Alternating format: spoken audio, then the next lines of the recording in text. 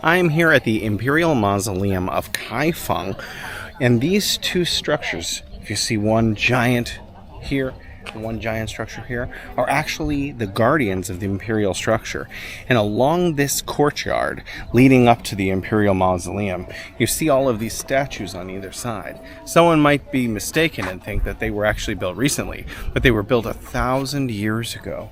And this one here, they say, is a very special one because it represents one of 14 remaining architectural structures or sculptures that were made 1,000 years ago at the behest of the emperor from his imagination. It has the head of a horse, the body of a dragon, and the wings of a phoenix, and the emperor saw it in his imagination and ordered artists all over the Chinese kingdom to begin rendering this as art. And this is one of the remaining 14 sculptures here in China. Let's head down to the mausoleum itself. So we're at the very entrance right here at the gate to go into the actual Imperial Mausoleum, and these two statues, this one and its counter over here on the other side, are guarding the entrance. Now, what's interesting about these statues is that the emperor would not allow any other wealthy families to have these kinds of statues. They're unique to the Imperium only. Behind me, there is the actual mausoleum. This is the burial ground for the emperors from the Song Dynasty.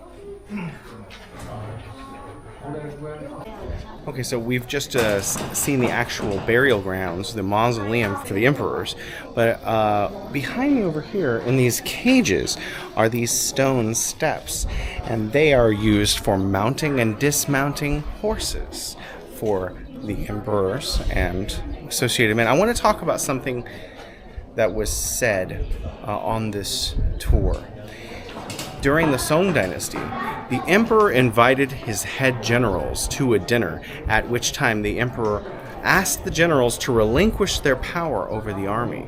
And one of the things that is said of the Song Dynasty, that it values scholars and artists far more than maintaining military power. So during the Song Dynasty, of the 4 great Chinese ancient inventions, 3 were invented.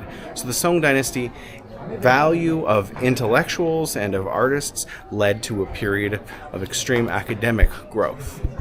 Now, behind me, this entire courtyard looks like it's been like this since it was built during the Song Dynasty, but actually this was all under the earth until decades ago when it was unearthed. These statues that are 1,000 years old were buried up to their chests and heads and actually underground, and they had to entirely be unearthed by archaeologists to reveal the rest of this mausoleum.